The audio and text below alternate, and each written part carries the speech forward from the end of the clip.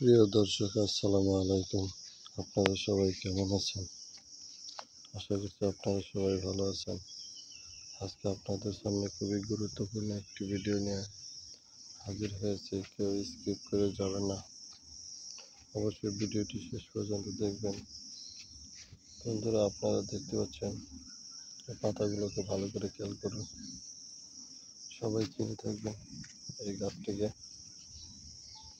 বন্ধুরা, আমরা আমাদের বাড়ির আঙিনায় একটি পেয়ারা গাছ রোপণ করেছিলাম। দেখতে পাচ্ছেন গাছটি একটু বড় হয়েছে। তো বন্ধুরা, এটি কিন্তু দেশি পেয়ারা। তো বন্ধুরা, আপনারা দেখতে পাচ্ছেন এই পেয়ারা গাছের পাতাগুলো কত সুন্দর। এই পেয়ারা গাছের পাতারও কিন্তু অনেক উপকারিতা রয়েছে। তাছাড়া গাছটি বড় হলে যখন পেয়ারা আসবে, সেই পেয়ারাগুলো খেতে পারবেন। পেয়ারাতে প্রচুর পুষ্টিগুণ রয়েছে। তাছাড়া এই পাতারও বিভিন্ন উপকারিতা রয়েছে। তো বন্ধুরা, চাইলে কিন্তু আপনারাও খুব সহজেই আপনাদের বাড়ির আঙিনায় এই পেয়ারা গাছের চারা রোপণ করতে পারেন। আপনারা প্রথমে ভালো দেখে একটি নার্সারি থেকে একটি পেয়ারার চারা নিয়ে আসবেন।